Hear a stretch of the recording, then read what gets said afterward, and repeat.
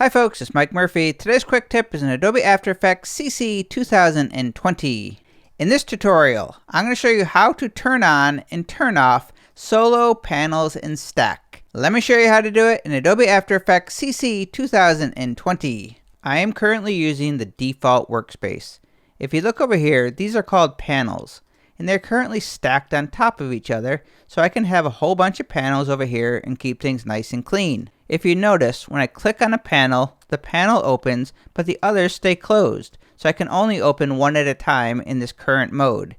That may be the way you want it, but let's say that you have the character panel open, and I want to change the color of this text by using the eyedropper tool. But I have my swatches in the library panel, so how do I open the character panel and open the library panel at the same time? Well, for that, I'm going to go to the panel settings by clicking on the Hamburger Menu.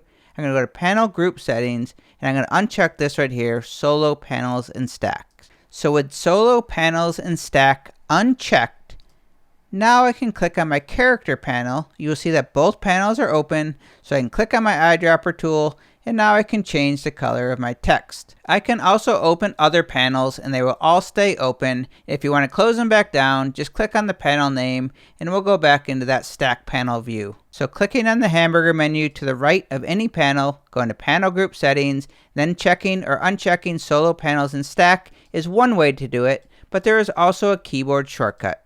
So if you have a panel open and you're in solo mode but you want to have multiple panels open, all you need to do is press the Option key on a Mac, the Alt key on a PC. So with the Option key pressed, I'm going to click on the Libraries panel. Now you will see both panels are open. If you want to go back into solo mode, all you have to do is press the Option key or Alt key, click on the panel again, and that will take you back into solo mode.